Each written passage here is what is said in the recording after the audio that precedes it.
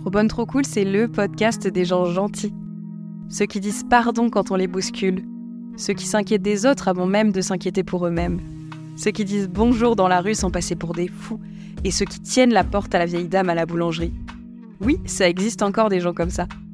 Et c'est pour tous ces super-héros invisibles que j'ai créé cette safe place. Parce que gentil is the new cool, donnons la parole à celles et ceux qui réussissent autrement et qui se font respecter sans grogner. Je suis Léa, une gentille qui en a fait une force, enfin presque. Freelance dans la com depuis plusieurs années, j'accompagne mes clients pour faire briller leur authenticité. D'ailleurs, hasard de dingue, gentillesse rime avec business.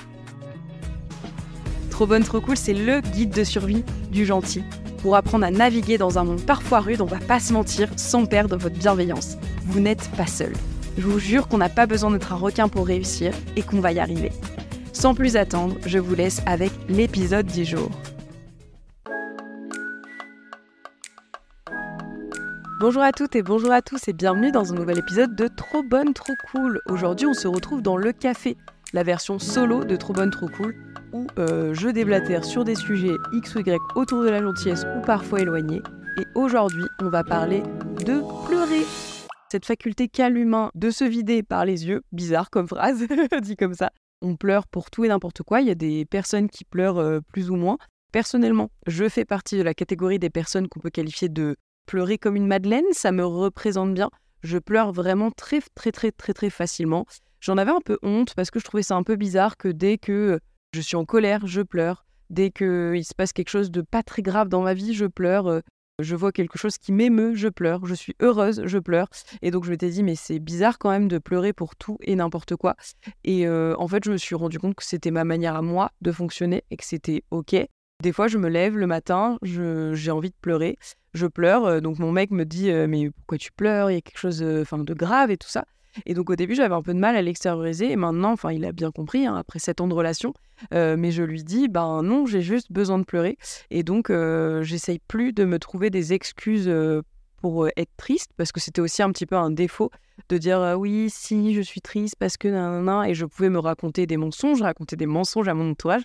Parce que j'assumais pas vraiment ce côté-là de dire « Non, j'ai juste besoin de pleurer. » Et j'en ai parlé justement avec ma psy et qui me disait qu'en fait, c'était bon pour le corps de pleurer, que ça permettait en fait déjà au cerveau d'intégrer qu'il s'était passé quelque chose, ou pas d'ailleurs, mais ça permettait aussi de digérer. Et j'ai regardé sur Internet ce que permettait vraiment de pleurer. Et je vais vous lire un petit peu ce que j'ai trouvé. Et en fait, pleurer, ça aide contre le stress. Les larmes réduisent les hormones du stress et la respiration se normalise. De plus, pleurer libère des endorphines et de l'ocytocine. Désolée, je me lance dans un truc où ça me dépasse. Mais donc, libère des endorphines et de l'ocytocine. Ces deux hormones améliorent l'humeur et induisent le bien-être. Elles sont d'ailleurs aussi appelées hormones du bonheur. Donc comme quoi, pleurer, ça va aussi avec le bonheur. Et moi, je crois que je me suis un peu tranquillisée là-dessus. Et donc voilà, j'ai fait des recherches là-dessus. Ça m'a aidé aussi à comprendre pourquoi on pleurait. J'ai d'ailleurs trouvé des résultats très drôles quand on tape « pleurer fait-il ?» 3 petits points. Donc moi, je voulais dire « fait-il du bien ?» ou ce genre de choses. Déjà, je suis tombée sur la chanson d'Amel Bent. Donc si jamais vous avez besoin de pleurer un bon coup, allez écouter « Ne retiens pas tes larmes » de Amel Bent. Elle avait tout compris. Ne retiens pas tes larmes, laisse aller ton chagrin. Pleurer, ça fait du bien. Amel, elle avait tout compris à l'époque. Donc voilà, je ne vais pas vous la chanter, mais j'avoue qu'en écrivant cet épisode, je l'avais bien en tête. Et je suis aussi tombée sur des résultats très drôles que je me devais de vous partager. Donc, pleurer fait-il 3 petits points. Google suggère toujours des compléments de phrases qui ont été aussi cherchés avec ces débuts de mots. Et donc, premier résultat sur lequel je tombe, c'est pleurer fait-il pousser les cils. J'étais en mode, mais vraiment, il y a des gens qui tapent ça sur Google. Non loin de moi de me moquer, mais j'avoue que ça m'a fait extrêmement rire. Donc, désolée. Pour celles et ceux qui pensaient que pleurer allait faire pousser leurs cils, je vais vous lire ce qui est mis en avant sur Google.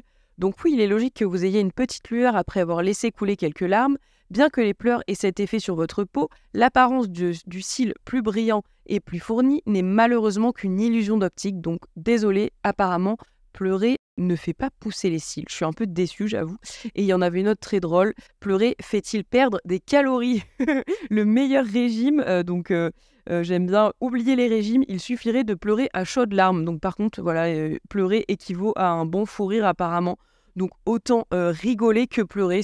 Voilà. Moi, j'aime bien faire les deux, j'avoue. Mais du coup, ça m'a fait rire. Entre pleurer fait-il pousser les cils et pleurer fait-il perdre des calories, je me dis que voilà, on a des petits trucs à régler. Soyez tranquille, si vous pleurez, c'est ok. Moi, j'avoue que la période où je suis le moins ok avec mes pleurs, c'est quand je suis en colère ou que j'ai beaucoup de frustration et que j'ai quelqu'un en face de moi qui ne comprend pas ce que je lui dis et que je sens à l'ascendant sur moi. Je peux vite me mettre à pleurer et donc j'ai l'impression de perdre toute crédibilité. Et c'est Milena, avec qui j'échange beaucoup, qui est une photographe que j'avais interviewée dans la première saison de Trop bonne, trop cool, qui m'avait dit « Mais non, ça devrait être l'inverse. En fait, pleurer, ça devrait donner de la légitimité à ton propos. Ça devrait appuyer aussi le fait que c'est très dur pour toi et que c'est pas normal. » Mais c'est vrai que pleurer, c'est un peu vu comme une faiblesse.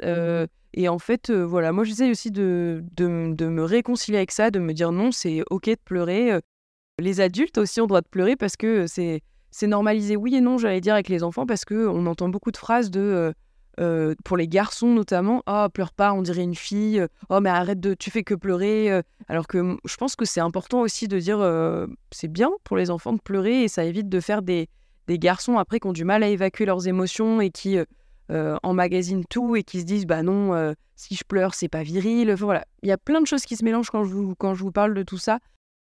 Moi, en tout cas, pleurer, ça fait partie de ma routine pour aller mieux, pour aller bien. En fait, les moments où j'arrive à un point où ma cuve à émotions est trop remplie, j'ai besoin de pleurer pour vider cette cuve à émotions et repartir sur des bases neuves.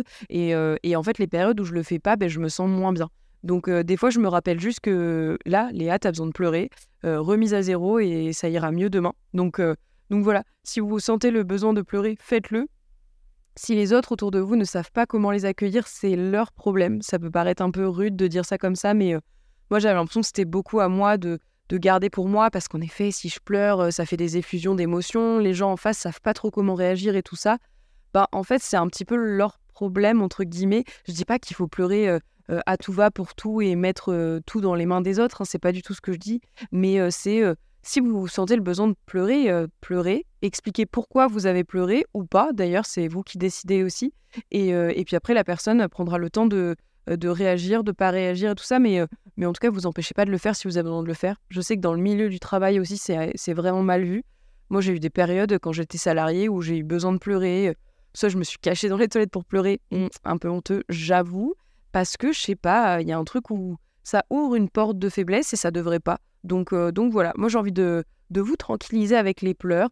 N'hésitez pas à me dire si vous aussi vous pleurez beaucoup ou si vous pleurez pas et justement comment vous gérez les débordements d'émotions pour remettre les énergies à zéro. Ça m'intéresse aussi d'en discuter avec des gens qui réagissent pas excessivement comme moi.